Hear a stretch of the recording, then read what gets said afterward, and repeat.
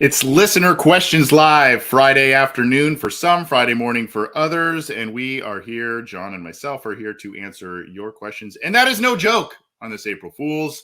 We are all business. That kind of is a joke. But John, the man with the stylish jacket, I love that thing. I was telling you before we took the air, I love that thing. John, what's going on, buddy? Happy Friday to you. Happy April Fool's to you as well. Happy April Fool's to you as well. It's not a joke. It's kind of cold in my apartment. I wish this was more just a fashion statement, but I'm trying not to turn on my heat. It's April, for God's sake. You know, I'm trying to take a stand. That's right. Take a stand. Well, regardless, you are killing two birds with one stone there. Looking stylish, staying warm. I love it. Well, we're going to be answering all of your questions here coming up. We've got a number of live chats, a number of ways you can get in touch with us. You can call or text 949-542-6241. We've already got a lot of texts queued up in there that we're going to try and get to. We've got live chats on the Cincy Jungle post on the website there, on our YouTube channel, live chat there, Facebook chat. There's a live chat on the Cincy Jungle Facebook page. And, of course, you can try and email us, theobinsider@gmail.com. You can tweet at the podcast account at Bengals OBI or John and I's personal accounts. Either way, we're going to be scanning a lot of different things and getting to as many Bengals questions as possible. We'll try and keep it somewhat serious on this April Fool's Day. By the way, John, have you noticed how wacky Twitter is on April Fool's Day? You got Julian Edelman saying he's coming back. You got people posting these wacky pictures. Twitter takes it to the next level this April Fool's Day. Yeah, I feel like you have to do that when it's really early in the morning when people are still kind of like half awake, because at this point, like, everyone knows the date, and like that should be like a forewarning for anything that you see. But you got people posting stuff at noon and people freaking out about it, so that's kind of on them. Yeah, yeah. Where do you want to start, my friend? Where are we starting? So we're going to go to the Cincy Jungle comments section, and you can post these questions on the post on cincyjungle.com. We have one from UAWBRI412, and they're asking, do you think the Bengals make any more free agency moves before the draft to shore up the holes at cornerback and defensive tackle, or do you think they wait and see how the draft plays out before signing any more veterans to fill? So we're now 2.5-3 weeks into free agency. There's still kind of a lack of depth, I would say, at both of those positions, and probably positions that Anthony and I would have expected them to address by now, but it hasn't happened. We're now 4 weeks away from the draft. So what do you think, Anthony? Are we foreseeing any more moves here, or are we just wait until the draft? So the big part of me is saying they're going to wait till after the draft, and they're going to kind of scour the free agent. They're going to see how the chips fall in the draft, who they get, what positions they get, what areas they still need to address. And then they'll start scouring kind of those veterans out there on rental deals, short-term deals that they can get as kind of a bargain bin type of situation. The one, there are a couple of caveats out there. There's been some rumors, and I know there've been some Stephon Gilmore rumors, and that may or may not, come to fruition. It sounds like it's not very likely, but he's hanging on out there. Who knows exactly what's going on, what he's asking for, that teams are just not moving towards. You've heard the Raiders be involved, potentially the Bengals putting an offer out there. So if they make a move, I don't think it's going to be something they are super aggressive about. I think it's going to be something where, hey, we have an offer out to this player and it's going to work. The one caveat there, and I haven't looked this morning yet to see if there's been an update, but yesterday, I think it was, Larry Ogunjobi put out one of those cryptic, eyeball, what's going to happen type of tweets. And that's another thing that's gone back and forth with the Bengals potentially. So that's one to watch. But truthfully, I think it's going to be a post-draft. I mean, maybe some added depth signing, but I don't see a splashy one necessarily before the draft. I think it's going to be, let's see where the draft goes, and then kind of look for these rental deals to fill out some other roster spots after the draft if they didn't get certain players they were targeting.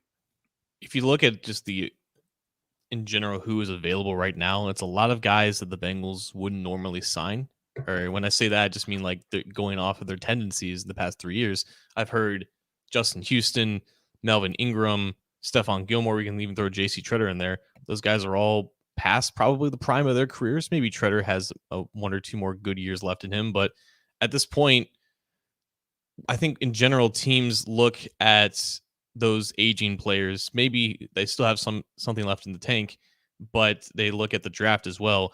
And those are 4-year contracts for much younger players who they deem to be better fits in with what they want to do because they get to mold those players. And that's why I think you see a lot of times some of these well-known and notable names last on the market because that's just what the teams are thinking about right now. They're going to be probably available after the draft, and that's why it's in these guys' best interest to wait until May to really look at the market again and reevaluate their options because that's when the demand goes back up in case teams don't draft certain positions that they were expecting to. So at this point, I'm not really expecting anything more than maybe one or two vet minimum deals. But even then, it would be with players who they deem to be absolute perfect fits. And I think Eli Apple is a good example of that last year because he had history with Lou Anarumo. And unless there's a equivalent player out there that we don't know about that has a connection to the coaching staff, I'm not really expecting anything noteworthy at either of those positions. Yeah. So let's go to the text line here. 740. Looks like it's Noel or Noel from Logan, Ohio. Do you get the same vibe I get from Joe Shiesty that he'd take less money in order to make the team more competitive long term? There's talk about what Brady has done and whatnot. I'm not inside Joe Burrow's head. And obviously, when you see what has happened over the past, really this offseason, when you look at the Aaron Rodgers contract, when you look at the Deshaun Watson deal, I'm not sitting here saying that in Joe Burrow's first gigantic contract that he's going to receive in the NFL, that he's going to automatically say, I want a team-friendly deal. Now, might he be inclined to not necessarily be the record breaker in terms of a contract or what have you? Sure, where he can, make sure that Jamar Chase stays, T. Higgins stays, a lot of these pieces in place stay. But I don't think in his first big contract after his rookie one, John, with all of these quarterbacks, one of which in his division that are getting huge contracts now, I don't see him going, that's okay. I'm going to take a big pay, a pay cut or a pay break as comparative to these others like Rodgers and Watson. Yeah, I don't like the narrative of that spreading like, oh, Burrow's the guy that would take less. And then when he doesn't, people kind of look at him like, oh, you're kind of selfish. You're not really thinking about the team. That's not really fair. He's going to be 26, 27 when he inks the deal, and he deserves quite literally every penny. I'm friends with a Browns fan, and he was joking like, does Mike Brown need to offer like a percentage of the team in negotiations for Burrow? Because one way or the other, like they're gonna have to break their tendencies with how they negotiate that contract. I don't think it's gonna be the total money that Burrow quote unquote takes less of. He's still gonna get an average annual value that is equivalent to the other top quarterbacks or even breaks that mark. It might be the structure that's a little bit different compared to top quarterbacks because that's just in general how the Bengals do business. But also, if there's one player that's going to make them break those tendencies, it's probably going to be Burrow. So his leverage is infinite, and there's no reason why he should not utilize that when it comes to now. And let's just pump the brakes a little bit on, are the Bengals going to pay him? The Bengals have shown that they will pay their quarterbacks, they will pay their wide receivers, they will pay their premier offensive tackles. When you look back at the Carson Palmer era, they paid everybody very, very well and paid them at those skill positions top dollar. So I don't think there's going to be any kind of, major issue here. And I think the Bengals obviously recognize the value that Joe Burrow has had on their organization in, two very short seasons. So, I don't see there being a problem going forward here. We do have a caller on the line, John. It's Dave, I think, from Canada. Dave, are you there? Oh yeah, I'm here. What's going on, man? Oh, not much. How are you guys doing? We're doing well. Good to hear from you. That's good. Just a quick question for you guys. With our signings of Kappa, Collins, and Karras, what do you think would be a realistic sack projection for us this year since we took 50 last year during the regular season? Ooh, that's a great question. That's a good question. That's a very good question. Dave, good to hear from you, bud. We're going to answer it off the air. Don't be a stranger, and call back again sometime soon, my friend. Perfect. Thanks. You guys enjoy. All right. Take care. That's a fantastic question. Wow. It's not like I'm sitting here saying, those three players are going to just cut it in half, or those three. I mean, they could. I think there's going to be a noticeable dip, but I also think you have to take into account just the overall pressures, the overall quarterback hits. All of that are going to decrease. It's not just the sacks that'll decrease. I mean, I guess conservatively, I'd say, the Bengals may, with those 3 additions, if you're talking about 50 sacks in the regular season for Joe Burrow, I guess I'd say maybe 30 to 35. And that's more palatable, far more palatable. That may not be, what people are signing up for with these 3 signings. But, with that comes the lessening of pressures, the lessening of quarterback hits, and then hopefully also some more consistency out of the run game and Joe Mixon, because he's finally playing behind what would seem to be his most competent offensive line since he's been with the Bengals. Yeah, sacks are sometimes, most of the time, misleading. I think in general, people would say that the Cleveland Browns had one of the very best offensive lines in the league last year. They allowed 49 sacks, which is 6 less than the Bengals, I think, in the regular season. The Tampa Bay Buccaneers, Buffalo Bills, New England Patriots, Kansas City Chiefs, they are the only teams, offensive lines, to allow less than 30. And I'm seeing Robert Johnson in the comments. He thinks they're only going to allow 30. Antonio Dudley thinks it's between 10 and 20, which would be impossible. Right. I don't know. I would imagine it's definitely going to be notably less, just because the quality of players are better. It could still be 40, and that still might be a product of just who Joe Burrow is, the guy that wants to extend and maybe holds the ball a little bit too long. But I think in general, like the pass block win rate, I think that's important. They were like bottom 5 in that. I can see that being more towards league average, and that will naturally decrease the sacks allowed. But it's just there's so many variables that go with sacks that it's hard for me to say that 3 upgrades is going to lead to 20 less sacks. I would say between like 35 and 40, which is about league average, and I think that's pretty fair for the group right now. I agree, and you brought up the point that I was going to add and did not, about Burrow and who Burrow is. His ad-libbing and moving around in the pocket, he takes some of that on his own, and obviously there's all kinds of variables, like you said, coverage sacks and other things that play into that. So I don't see it getting cut in half like you said, but I see some of these other metrics really increasing, and you're going to see the difference. I mean, there's no doubt about that. You're going to see a noticeable difference. Who else? Where are we going next, John? I think I took the last one from you with the call there, so you're up. Yeah, so we got one from. Let's continue on with the Dan trend. Dan the man in YouTube. He's asking, what, if any, expectations do you guys have for Joseph Ossai and or Wyatt Hubert this season? So yeah, they had not 1 but 2 rookie defensive ends who missed the entirety of last season. And honestly, Anthony, I feel like it's going to be similar to like the linebackers of the last 2 years, where they added a bunch of edges in the draft, and like I think they're counting on both of those guys to eventually carve out a role. But like, what are the expectations for Ossai and even Hubert, who we've never seen play in the Bengals uniform at this point?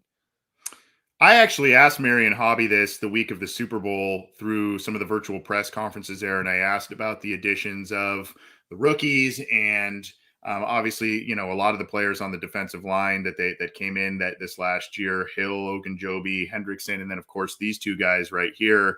And he had a lot of praise for these 2 guys. He liked what he saw from them, even though it was very short-lived, and obviously they were high enough to draft both of them. In terms of my expectations for them, I think Hobby has pretty high expectations for them based on what he said. But my expectations, I have high expectations for Joseph Ossai. I just, even though it was 1 preseason game, dude is an athletic freak, and it's one of those guys that, quote unquote, if he figures it out, if that raw ability turns into true football ability, he's going to be a matchup problem. And what I'm really interested to see is what the Bengals do in the draft in terms of edge rusher, because down the stretch when they lost Larry Ogunjobi, and obviously guys were taking high amounts of snaps in the postseason, the pass rush wasn't really where it was at certain points in the postseason, as opposed to some games we saw in the middle of the regular season where they were really getting after people.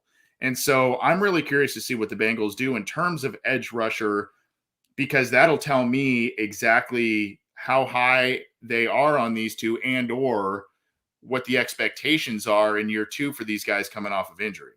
Yeah, I don't foresee them adding an edge that's necessarily going to like challenge Ossai to be that 3rd guy in rotations with Hendrickson and Sam Hubbard. But I'm looking at the rest of the depth chart. They got 7 guys, but one of them is Noah Spence. Cam Sample didn't really do that much last year, and Khalid Kareem, he had moments, but he was mainly hurt. So I think Hubert has a great opportunity to carve out not just a roster spot, but maybe like that fourth spot behind Osai and the starters. So, expectations, he's still a 7th round pick, but I think he has good bend to him. Like that was the bright spot of his athleticism profile. And, they drafted him in the 7th round instead of waiting to get him as an undrafted free agent. So, I think the expectations are that he makes the roster and that he just he's probably active on game days because of special teams as well. So yeah, we'll see how he goes, but he's got to stay healthy first. Good question there. And it's kind of one of those things, if you want to be an optimist about it, it's one of those things where it's kind of like, oh, the Bengals get a couple extra draft picks coming back with the injuries there. Let's go to, do we have a text? Oh, no, we had a tweet here, and it's from Westy1121 at Kane21014. If the Bengals draft a cornerback at 31, do you think they'll start day one, John Sheeran? I think it's 50-50 at that point. The cornerback is, I think it's become easier. Maybe the quality of rookie cornerbacks has maybe increased, but it's always been like the trope is that it's hard for cornerbacks to emulate themselves within the NFL pretty early, and that's why in years past you never really saw rookie cornerbacks for the Bengals produce early, like Kirkpatrick and Denard. Maybe they had some injury issues, but they didn't really get acclimated with themselves until maybe later in their careers. William Jackson missed his entire rookie season. I think the plan, though, would be for him to compete with Eli Apple, and it's completely up to him if he can outplay Eli Apple. And we all know who Apple is at this point. That's why he's only getting $4 million for a year. But I think they're okay enough with him to start if he has to. It might be somewhat of a red flag if the cornerback that they select with the first round pick can't beat him out, but it's entirely possible. And it doesn't mean that he's going to be a bad player for the entirety of his career. I think it is, though, 50-50, and he could have a phenomenal training camp in preseason and bump down Apple to the 4th cornerback spot. And if not, then he's got some time because Apple can give them one more solid year. I'm with you, but I also think that it is 50-50, maybe in a different sense, where maybe Apple is the guy that starts the season and then the rookie ends up supplanting him potentially. I mean, I'll go a little further back even than Denard and Kirkpatrick. You go back to Jonathan Joseph, 1st round pick in 2006, started 9 games, played in 16. Leon Hall, year after, 1st round pick, started 10 games as a rookie, played in 16. So, I mean, they weren't, the guys that were immediately called upon to start all 16 games, even though they really, especially with Hall, they liked the maturity, they liked all kinds of different things with him, his pro readiness.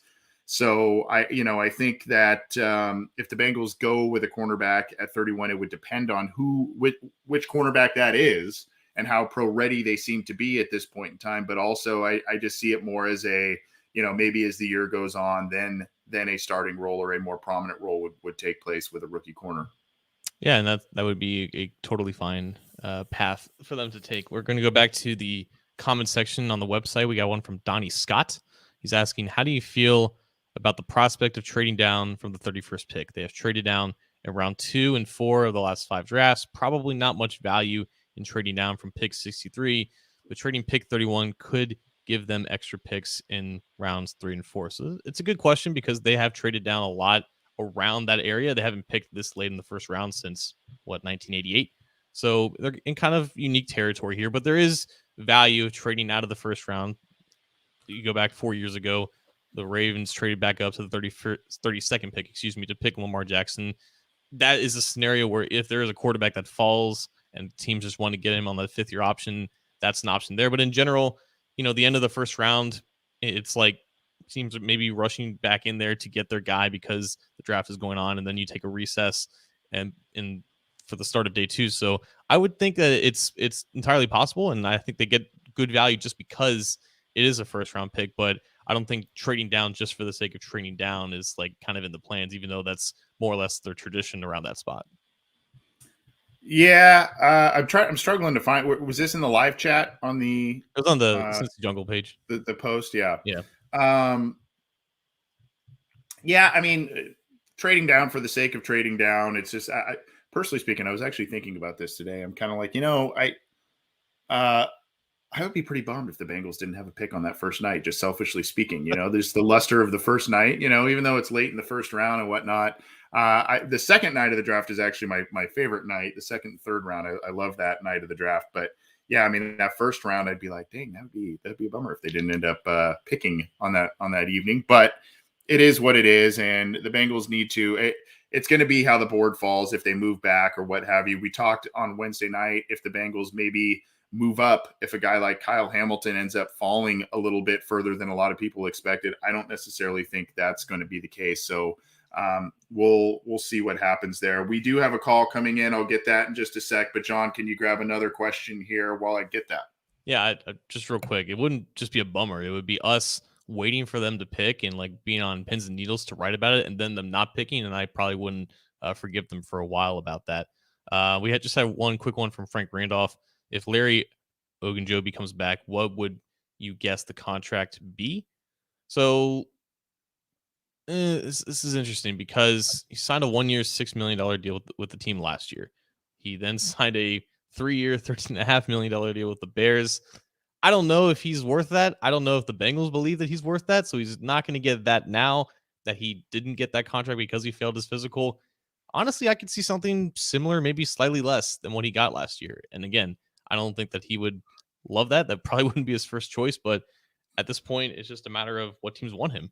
And he probably should wait until after the draft to get his demand and his value back up. But like right now, like I would guess like 1 year, $5 million, and maybe the price goes up in May. I would say another rental type deal if he comes back to the Bengals. I would actually say it might be more just because of the salary cap increase. Maybe it's a little bit higher than what he made last year, but at the same time, last year it was more like, well, you got something to prove because you had a dip in production the year before entering free agency. This year it's an injury and a failed physical. So I do see what you're saying in terms of the money being a little bit less because it's a little bit more of a precarious situation. I do think there are a lot of good situations for Larry Ogunjobi out there, but based on what he was able to do on this defense last year, putting up one of, if not his best season as a pro, I think if the market is dry for him and the Bengals have an offer on the table that maybe was or is similar to what he made last year, he may want to think hard about that based on his injury and based on what he was able to achieve with the Bengals this past season. Because, and I'm not saying that just as a Bengal homer guy, I'm just saying it could benefit him. I mean, he was set to have this, even with that injury. Like you said, he had that huge contract on the table from the Bears because of what he was able to do with the Bengals last year. So, if the market has suddenly gone dry, he may want to think about, a deal with the Bengals, a short-term deal with the Bengals, and maybe parlaying that into one again next year, trying it again. Yeah, and it sucks for him because he does deserve that multi-year commitment, but at this point, like, no one should really feel forced to do that. The good news is he's still young enough to play another year and then try his luck again next year. Yep. We got our buddy Terrell on the line. John, Terrell, what's going on, bud? How you guys doing? We're doing well, man. How's it going?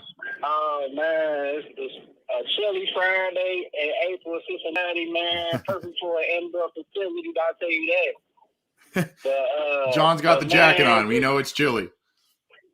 Oh, my goodness. But, man, just feeling real good just about everything, man. Just, I know the AFC looking crazy right now, but, man, we pretty much loaded up, man, and we didn't get to the draft yet. I think Tyler, Hurst, he cool, but when he go down, I'm not looking forward for a sample, so I'm looking for another tight end, man. And this one guy, man, he a Bengals fan. I'll be listening to him online.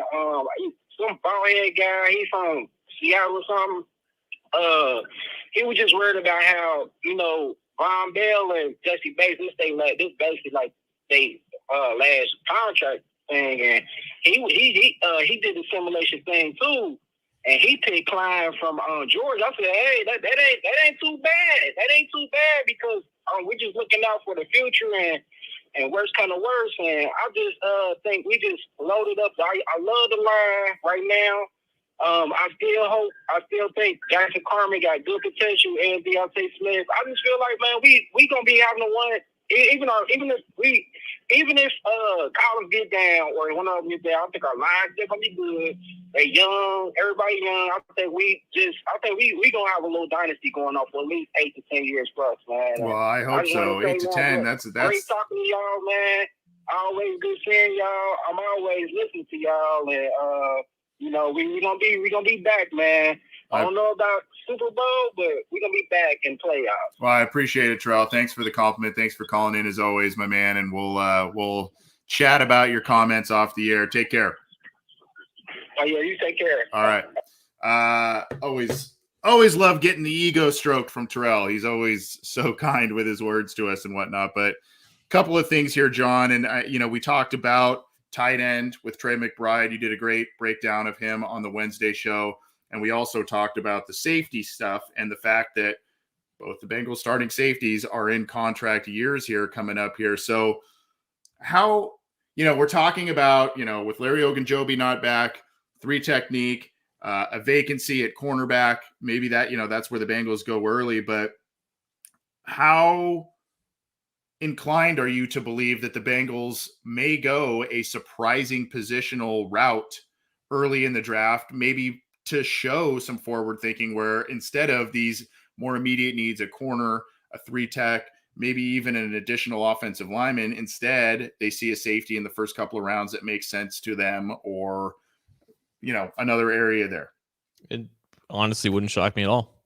I mean, I don't really know that much about this safety class. I've heard good things, but that's just my ignorance talking.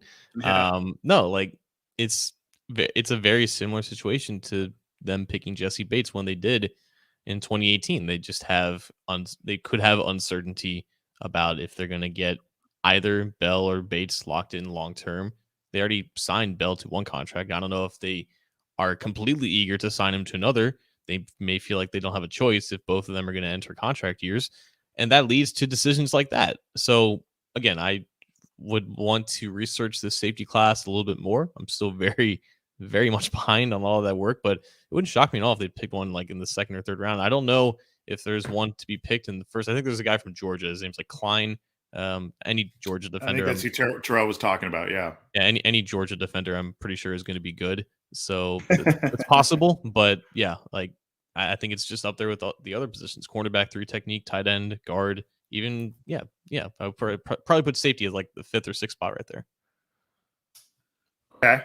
Yeah. I mean, there are times where we seem to be so sure about where the team is going to go with certain positions, especially in recent draft classes. And some of the time we're right. We knew a couple of years ago that it was probably going to be a William Jackson, Tyler Boyd type of situation that just seemed to be, make a lot of sense then. And that's the way they went. But, they're this year, especially with the run they're on and where the shape that the roster is in, there's a lot of things on the table. And it's not just, the good news is this isn't necessarily a situation where they need guys right now to step in. There are some caveats to it. There are some positions. I mean, you look at the competition at left guard, someone's got to step up there. You got to look at the other boundary corner position and probably just additional corner depth, 3 tech, like you said, interior offensive line, like you said, all of that is on there, but there could be just some forward thinking with some of these picks. That might be, and people might get up in arms about that, John. I mean, they might say, why do they take this position? Why do they, we need this with these other guys on the table, and they may end up going a different route. I mean, I think just in general, like what position you draft with 31st, I don't think it's that huge of a deal. And ideally, right, if you go to the Super Bowl, you shouldn't necessarily rely that much on your 1st round pick if your roster isn't that good of a shape. But there are positions where a 1st round pick could have an impact, and you had a good segue into this next question from Zach Taylor's Balls on Cincy Jungle. And he's asking, okay, who will be the starting left guard opening day? So there are 2 options we can pick from on the team. There's also the chance that they draft a guy like a Zion Johnson or something like that. It could even be a reunion with Quinn Spain maybe after the draft. So all those options on the table, like who is the name that you would point to right now as the favorite? That's a really difficult question because favorite and who I think may be starting are two different. I would have two different opinions. I think the favorite is Jackson Carman because they want that to work. Frank Pollock propped him up at some of these meetings. I think it was maybe at the combine earlier, and propped him up as a person who made really good developmental strides throughout the year and whatnot. But I'm really intrigued to see the future of Deontay Smith. I'm really curious. He showed a lot of good things in camp. They were raving about him during the summer and in the preseason. They played him in a lot of different spots. I think left tackle, right tackle, guard. They played him in a lot of different spots. He's going to be in the mix, and I like the traits there. He may be just more of a, maybe he becomes just kind of an Anthony Collins guy where he's just a swing backup tackle, emergency starter throughout his career and an effective one in that role. But I'm really curious to see. He's probably not the favorite right now, but that's a guy I'm really going to be watching closely in terms of what he does this summer. Yeah, I just don't know if I had to pick one or the other right now. I think a coward's answer is 50-50, like Eli Apple versus rookie cornerback, but it wouldn't shock me if they gave Deontay Smith the first chance just because of what he showed last year while Carmen was still kind of playing keep up. I don't think it's a coincidence that they left that position open. I think it's a position left guard that either one can feasibly fit into so long as they put in the work to adapt to that position. I think they like what Carmen did more on the left side than the right. Whatever they tried to do at right guard, it just didn't really work out for him as a rookie. But they had Deontay Smith playing left tackle. That's where he played in college, and he competed at right guard. So they know he's got the versatility to work on both sides of the center. But I just think of what the work that Smith put in last year. If he didn't get injured, who knows how much he would have played at guard because they just desperately needed someone at right guard. Then I don't think they're going to devoid Jackson Carman chances, but at this point, it wouldn't shock me if Smith gets that first chance. And if he gets that first chance based off what he did last year, it's hard to see him giving it up compared to like maybe Carmen, where Carmen would always leave the door open because we just don't know how much he's progressed. It's true. I know they want that. I know they want that second round pick to pan out, and rightfully so. And they need to really, that's while they shored up three other positions on the offensive line, and they seem to be in good shape at left tackle. That is the glaring weakness and glaring issue on that offensive line. And if they get that figured out by someone competent, whether that is Spain, one of those second-year guys, or maybe a rookie, then again, we're talking about this offensive line potentially improving by leaps and bounds from last year, which is a good thing. So let's see what else we've got. I think we had some texts. Let me scour through that.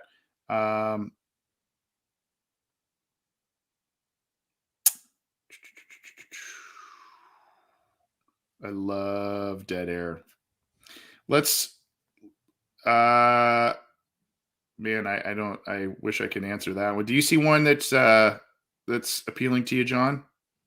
So where was that? It's just a lot of talk right now about it's just David Mulligetta in general, because he's not only Jesse Bates' agent, but he's T. Higgins' agent too. And I think we kind of touched on this like a couple weeks ago, like the dynamic and the potential relationship between Mulligetta and the Bengals right now. But I think the statement that Katie Blackburn made on Jesse Bates and those negotiations, I think it's worth putting some stock into, honestly. Just the fact that even though the franchise tag deadline had passed in early March, it doesn't mean that door is completely shut. I don't know how much closer they're going to get on their negotiated price. I don't know if they're going to reach a compromise anyways, but I do think that unlike maybe some franchise tags in the past, that they're going to work until the very end of that July 15th deadline to try to get something done. Here is a fun one from Taylor at _Taylor Cornell. Oh yeah. Can you please rank the following days from bad to worst? April Fool's Day, winter solstice, January 2nd, and the Monday following a Bengals Sunday night football game. This is a great question. I would say from bad to the worst, I would say I'd say April Fool's Day, the Monday following a Bengals Sunday night football game, winter solstice, and January 2nd is usually the worst. Or even sometimes late into January 1st, depending on how hard you win on New Year's Eve, right? I was thinking about this. I didn't know when to bring it up, but I had put some thought into this. And I agree. People don't like April Fool's Day, but it's very harmless to me. So that's, I guess, bad. It's the least worst, if you will. Winter solstice, I don't have a problem with at all. It sometimes falls on my sister's birthday and we go out for that. But I think people generally don't like it because it's the shortest day of the year. But at that point, like the days are already short and you're just getting to like the absolute worst. But it's shorter by like a minute compared to like the day before. And everything after that, it just gets brighter as the day goes on. So I don't really have an issue with winter solstice. It's also right next to Christmas, which is just a nice time of year. Mm-hmm. I think then the Monday following a Bengals Sunday night football game, just because it's just like it's just a long day and you had a long night. And for us, we have to write during that. So that's not ideal. There's no value of January 2nd. It's just you either go back to school or you go back to work. It's just completely unimportant. You're basically just you're completely drained from the holiday season and then New Year's. So January 2nd by far I would say is the worst day. Yeah, that I would agree with you on that one. Let's keep it rolling here. This is one that I saw. I haven't done much studying on this player, but this is from 713. Do the Bengals have interest in Logan Wilson's teammate from Wyoming? I think it's Chad Muma. Linebacker Chad Muma. One of those guys that would probably be a developmental, probably a day 3 guy. To me, I need to look a little bit more into him. He's 6'3", 239 and ran a 4.6 340. So, 4.28 shuttle, 129 broad jump, 40-inch vertical jump. So, some decent stuff there. But, he'd be a developmental guy, and it just kind of depends on how the Bengals initially would want to round out that position group. Obviously, Logan Wilson took some nice strides last year. You're going to get Akeem Davis-Gaither back from injury, and this would be a guy that, obviously they may pick Logan's brain a little bit on this guy, but they would do their own scouting. And I think it's a fun question because of where Logan Wilson came from, but this isn't the same prospect as Logan Wilson in terms of level. He would probably be a day 3 guy and would be a guy that would be initially a special team or backup guy. Yeah. Is he going undrafted? I feel like that's the only way, because for the first time in 20 years, like I don't see a reason why the Bengals need to draft a linebacker in the first place. That position group is stacked. And you have talent from the top to the bottom of that depth chart. So, I mean, even if it's like a 6th or 7th round pick, I guess it's whatever. You're basically just throwing a dart at that point, but he's just a linebacker. Yeah. We're going to keep answering some questions here for just a couple more minutes. We thank you for all of you who have sent a lot of different questions our way in a variety of different ways. You can call or text 949-542-6241. Email the obinsider@gmail.com. We've got a live chat on the Cincy Jungle post for the live Bengals Q&A post. So you can go there, or you can leave us one in the live YouTube chat. The Cincy Jungle Facebook page post, we're scouring those, as well as on Twitter. John, where are we going next? We have some more conversation about Wyatt Hubert. Derek Farad is asking, are guys like Wyatt Hubert still on the team? How does that work when a late round rookie gets injured like that? Well, since Wyatt Hubert was placed, I think initially on the non-injured reserve or non-football injury list, excuse me, because he was hurt in the offseason, then he was placed on either injury reserve or he just stayed on that list because he's technically like still part of the team. Like his contract wasn't voided at all. So he still has 3 years left of that rookie deal. And that's so long as you don't see a guy get released or waived when they're injured, they're still a part of the team, just like a FYI. There is another one here that, it's just, where was it? It was talking a little bit more about, here's Shane W., about the whole, is Karras going to be the center? Is he going to be the left guard, where he's had more snaps and more experience at center, but the data and some of the metrics show that he's more effective as a left guard in the NFL again. And the question there is that just because of a limited sample size, and as the sample size would have grown there, maybe you would have seen some things balance out score wise, Or is he just more effective there? And maybe the Bengals are just kind of playing coy and he is the left guard and they're going to go after a Linderbaum, maybe see what happens with JC Treader after the draft. If there's something that happens that they can get him on a friendly deal. I don't know. That's not how they do business, honestly. Like, I think they signed Ted Karras to be the center for the reason of signing Ted Karras to be the center. I don't like if you're picking 31st, you have no idea if Linderbaum's going to be there. Is Linderbaum the only center in the draft who you would consider starting over Ted Karras at center? Is he the only guy that you would consider moving Ted Karras left guard? They introduced him as the center.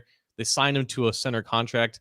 He's the center. Like, maybe they draft Linderbaum and maybe they make that move, but they wouldn't sign Ted Karras with the intent of then drafting a center and confusing everybody. I think people are just thinking way too far into that. But as far as the actual question, would that pairing make the interior offensive line too small because the arm length of, I don't think Karras has like tremendously long arms. Kappa, I think, is like 32 and a half. And then Linderbaum is like 31 or something like that. It is rare, but sometimes centers with that arm length do have productive careers. Alex Smack, Nick Mangold are like the two obvious ones. And a lot of people believe that Linderbaum is in that caliber of talent at the position. It's not ideal, but I think so long as the player is good enough and he fits in the scheme, you can make it work. So I don't think that's necessarily too much of a worry, but I also don't think they're playing 3D chess here and with the intent of moving Karras to left guard. Yeah, I don't think so either. I think they've made some statements that he's going to be their center, and that's that. So I think it's a matter of, and again, I do think they want to give the second year guys a little bit of a shot to, more than a little bit of a shot, but they want to give them a shot to win a starting position on this offensive line and be a long-term viable starter. They want to be right about one of those guys. And I understand that, but they also have to understand where they've been at a lot of these positions with some of their experiments, draft-wise, free agent-wise, and how those have not worked. So it looks, and this is why this is exciting. These aren't the John Jerry type of signings when you talk about Karras and you talk about Kappa. These are, established good players. And so, again, I think some metrics show that Karras is a little bit more effective as a left guard than a center in the NFL, but he's still a pretty good center. And I think that is the plan here. Obviously, if they draft one of these guys, I think Linderbaum is a good prospect, and there's a lot of things there. I think along the offensive line, the Bengals have always, always, always valued versatility. They have always valued players that could play multiple positions on the line. So seeing a guy that has been a center only like Linderbaum, I wonder how much they would actually be emotionally invested in a player like that. It's true. Billy Price played guard. Frank Ragnow played guard too before he moved to center in Arkansas. Those are two guys that Jordan. they like. So yeah, Michael Jordan as well. Yeah. Well, I don't know if Russell Bodine played anywhere else, but yeah, you might be right about that. But it's a bad pick anyways. So let's continue. I guess we'll take one more draft question from Geg. Is that a palindrome? Yeah, I think so. Would you take Jameson Williams if he drops? I would be looking to trade off that pick for someone who does want Jameson Williams before I would consider taking him. But I see the appeal because Higgins is got 2 years left of his deal. He's probably the best athlete at the position in the draft, but he does come with an injury risk. So I don't know, Anthony. Like he would obviously help for the long term, but I know we just talked about like they're not really pressed to take a position, but should they be considering a wide receiver with the first round pick? I don't know. Yeah, I'd be. I don't know how into a first round pick I would be with a wide receiver unless it, was something that was incredible value. You look at Jameson Williams. The thing I wanted to look at here at Alabama, 10 kick returns for 352 yards and 2 touchdowns. That is the thing there that would appeal to me because the Bengals probably need a little more help, a little more juice in the return game. So if they think that this could be, and they did just lose Auden Tate, so they're probably wanting a little bit of depth at wide receiver. If you're talking about this player at number 31, when you're talking about using that pick on a guy who would immediately be maybe wide receiver 4, wide receiver 5, and kick returner, I don't know that the value is there roster wise, but that is an area that we're not talking too much about, and that the Bengals need a little bit of return help. They do have Brandon Wilson coming back, but he's been injured and didn't look the same before his injury last year. So, maybe that's where this makes sense. We'll see. But I don't know that if that's the role you would have this player pegged in right away, I don't know that would make sense from a value perspective. Yeah, I'm just not really buying it, but I think we can make some type of a good general like philosophical point here, because last year, the argument was, do you take Jamar Chase if you love the overall depth and the quality of the receiving class? But the Bengals really needed a player like Jamar Chase, and they were in the position to draft him. They don't necessarily need a guy like Jamison Williams. It would be a nice luxury to have. But at this point, if you continue to believe that the quality of the receiver class is legit, you're not really pressed to take that guy so early when you have other guys who are similar, maybe not the same quality, but you can take advantage of the depth of that class now that you're not pressed to take someone at that position. Yeah, good question though, and I think I continued to pin a question that that's been on there for a little bit here. Let's we'll start closing up shop here. Want to remind folks, in case you are new here, first of all, thanks for tuning into the live show. We do listener questions live a couple times a month, usually on Friday afternoons. We have our standard in-depth analysis and commentary show with John and myself on Wednesday evenings for a live broadcast. You can join us for that. We also do kind of a headline whip around the NFL type of show early in the week, usually Mondays or Tuesdays. So we're trying to get you 2 or 3 episodes, main episodes a week, as well as some other shorter tidbits, whether it's on both audio and or the YouTube channel, doing all kinds of different stuff, especially as the draft's around the corner, free agency has kicked off, etc. Trying to bring you all kinds of different content here on the Orange and Black Insider. And of course, OBI is part of the Cincy Jungle podcast channel, so you can get the Cincy Jungle podcast channel on your favorite audio streamer, whether that's iTunes, Stitcher, Spotify, Google Podcasts, iHeartRadio, any of the major ones. And of course, if you like the video version, you can go like the Cincy Jungle Facebook page to catch the broadcast there. But we would appreciate a subscription from you on our YouTube channel. The logo is right beneath the SB Nation Cincy Jungle logo on John's side of the screen there. You can click that, as well as the bell, to be notified when new content is available and when we go live. So give us a subscribe, and we appreciate the support. John, one of the things that we've been getting a lot of questions with is about, someone in here had asked about, progress on the indoor practice facility. We can do a brief update on that. We talked about that on Wednesday. And then, of course, we got a voicemail from someone at the 513,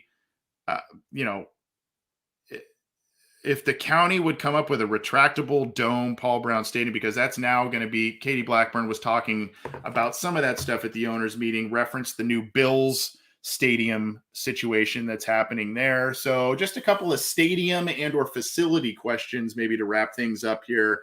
Indoor practice facility, could you update us on that, I guess, at first?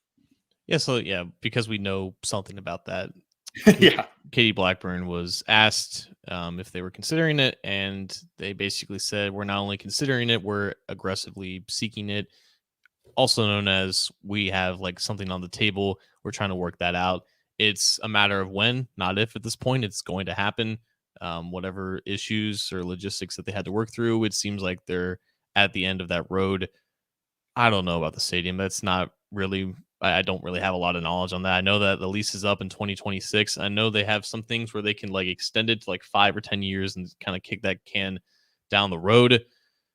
I just remember I don't remember, but I read stories about how it happened the last time. I think Mike Brown might have a little bit more support from the county, but the whole, publicly funding a stadium doesn't really go well nowadays, or just in general. I think it didn't really go well last time.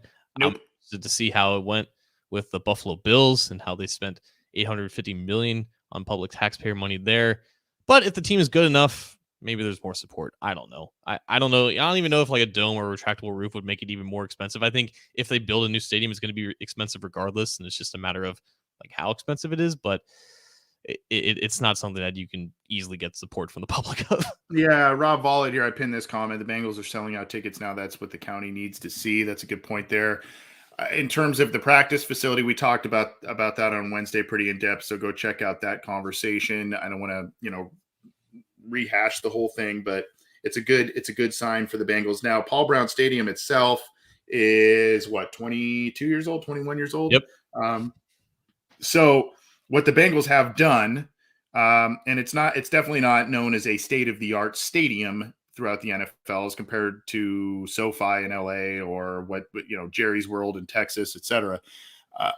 But they've spent a lot of money renovating certain things within the stadium over the past handful of years, whether it's weightlifting facilities inside, the big monitors and TVs outside for the fans and all kinds of different things. They've done a lot of that stuff there that have been kind of incremental improvements of the things. But, as you mentioned, John, I mean, this stadium is getting to be almost a quarter of a century years old here. And, at that point, when do you say, is it antiquated? Is it not?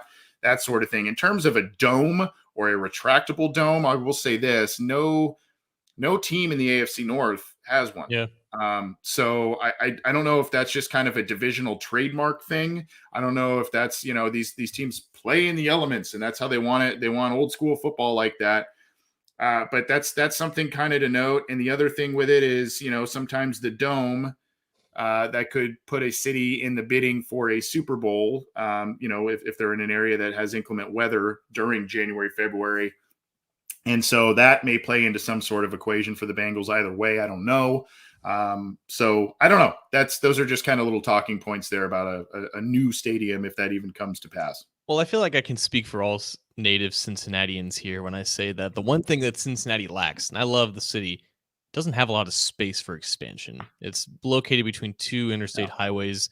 The city itself is already as maxed out as possible. And I think they like the fact that the stadium is on the river, in between the river, next to the banks and next to the city. There's no place to put a new stadium unless they just tear down the old one and build it right on top of the new one.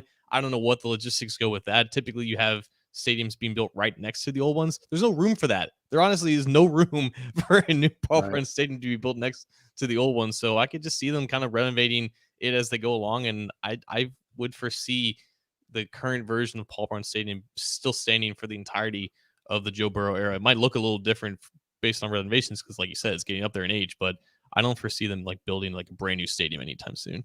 Yeah, I don't know that that's in the works either. And I still don't know that a dome, even a retractable dome, the only way they would do a retractable dome is if they were going to be in on a Super Bowl, if they felt that they were going to be in on a Super Bowl bid down the road, because I think they like that weather thing, that harsh weather, playing football in that hard weather down the stretch. I think that's kind of a trademark of the area, of the history of football in the state of Ohio. I think that's just kind of the deal. I don't know, but good questions today, folks. We went almost an hour. Happy April Fool's Day. This has been a lot of fun talking about a lot of different, and this was semi-serious. I was kind of surprised. There's a couple fun questions in there, John, but other than that, this was relatively serious. We gave relatively serious answers. We weren't joking around. At least I wasn't. Maybe you were. I don't know.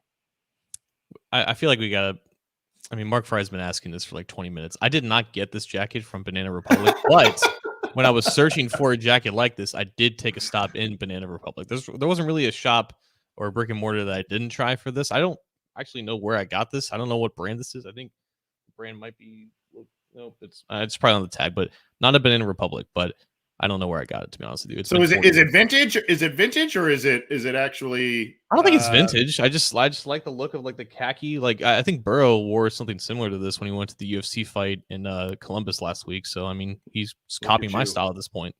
That's right. Look at you, John Shiesty. I love it. Let's get on out of here, John. Have a good weekend, my friend. This has been a blast talking with the people, answering the questions. Yes. I'll talk to you next week, man. All right. Take care, everybody. We'll see you soon. This has been Listener Questions live on the Orange and Black Insider Bengals podcast. Get this show on your favorite audio streamer and, of course, on our YouTube channel. And we will see you next week with more material. Take care.